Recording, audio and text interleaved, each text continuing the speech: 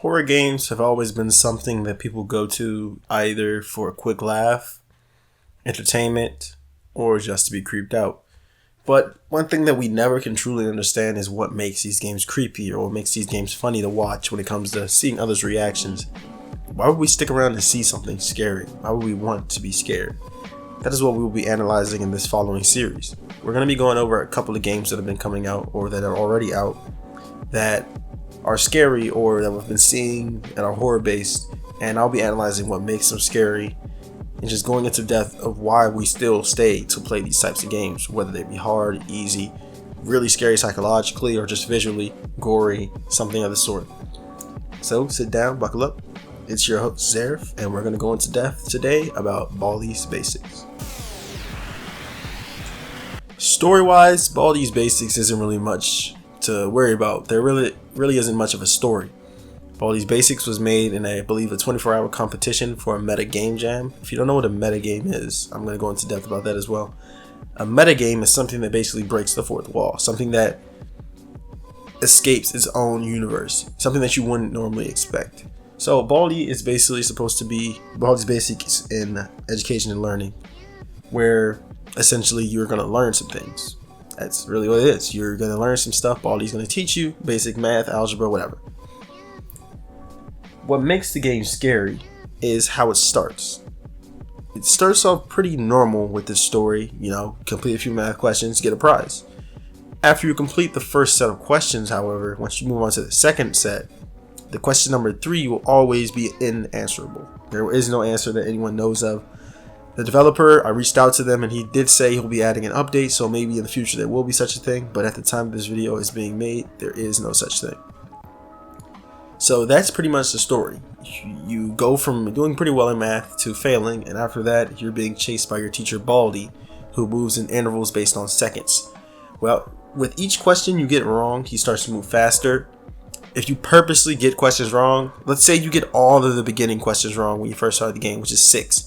He'll be moving as if you got 6 of the notebooks correct. So you're basically dead at that point. There's nothing you can do to escape him.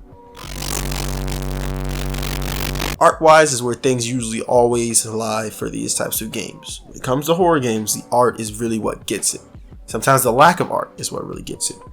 In this game, they use an old 1980s, 1990s game style where you cannot look up. It's kind of like Doom. You can only look forward. Graphics are very 32-bit. And you wouldn't think you would get scared for something so low res and low poly, but this game proves wrong. Just about everything is 2D also, but it uses that 3D camera movement where everything turns to face you depending on where you are. But I think the art is what really gets people. It's so painfully bad that it's creepy. I'm not really sure how to go into depth and describe it, but I think it breaches the uncanny valley in some ways because it's so low res, yet it hits realism at certain points that you would not expect. And usually that's what creeps people out. That uncanny valley where it's right in between. It's almost there, but it's not there yet. And I think Baldi does a very good job of doing that because a lot of games that we find creepy are games that we cannot visually see what's going on properly or that we can't visually understand. Things that don't look normal to us are what creep us out the most. The villains in Baldi, I think this is where the game tells a huge story. Give me a second. My dad's about to open the garage. It's going to be very loud. Okay, the villains in Baldi are where things start to go towards your psychological state. There are 4 known villains that I know about. Maybe 3. No, 4. We have Baldi himself, the girl who loves to play jump rope, the principal, and the bully. Now, I've seen a sock puppet in the game, and I'm really not sure what it does. I think someone said it helps you once you get to the 7th notebook, once you pass the 7th notebook. Some people say it helps you, but I don't know. I'm not very sure about that. I haven't really seen it do anything but disappear.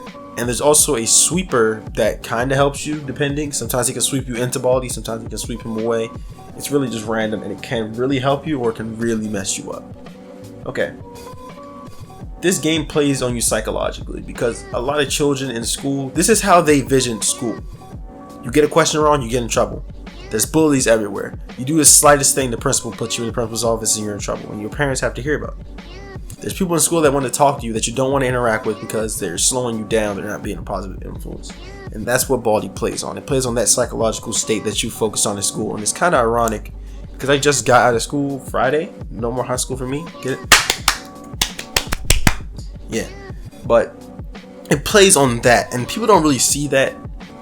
But me as an analyzer, if I say analyst, I guess you can call me an analyst. Is that even a word? Me as an analyzer, I see beyond what is, shown in front of me. I can tell that is what it's playing on. That mentality that kids have where they see things. They might see a pillow on the floor in the dark as an alligator, or the shoe under their bed is a monster. They don't really see things the way they're supposed to be seen. So we're playing from a child's perspective, obviously, because the questions are like 8 plus 2 and whatnot. And they feel like if they get that question wrong, they're going to get scolded by the teacher. If they do something wrong in the hallway, they get in trouble. They're getting bullied. They have to deal with people in the hallway they don't want to talk to. And I guess the sock can represent someone who's shy or not outgoing, somebody like yourself that you never can get to interact with. And the sweeper, he's just a sweeper. I don't know, janitors being pedos, I don't know. I'm sorry, I really don't know what the sweeper would represent in this type of scenario. But I think that the reason why no one notices this is because it's ingrained in you, and you don't realize that it's part of you. It's part of your memory. It's part of your experience. But me, I can see it. If this game was based on in real life, I think if we were placed in the game and didn't see things, in a low res, low quality state. Sorry, I gotta mute my Discord there. If we didn't see anything in a low res, low quality state, and everything was normal to us, that pixely nonsense was normal to us, but the game still be scary. Are the graphics are they what makes the game scary? I don't think so. I think it's the fact that it's so relatable and so real. Like it could be real, is why it's scary. Now, I don't think a teacher's gonna go around. If a teacher wants to hit you with a ruler, they're just gonna come up to you and hit you with the ruler. They won't chase you around the school, right? But I think the fact that this is based on a place that we are familiar with, and maybe even experiences people are familiar with, believe it or not, I hope no one watching this video has had to deal with that sort of thing. But I know certain Catholic schools still use that sort of discipline. Believe it or not, they do. But I think it's the fact that it could be real and it could happen, and that's what really scares us. And the fact that it's based on something so nonsensically true that we get scared of it. And that is all for Baldis Basics today. If you like this video, go ahead and like the video. If you don't like the video, dislike the video. No, don't dislike the video, and tell us why you didn't like the video. You don't have to dislike it. Well, I know you do dislike it if you don't like it, but you don't have to hit the dislike button. Just tell me why below, and I will try to fix whatever the problem is and get it right in the future. This is Zereph. I'm out of here. See you in the next video.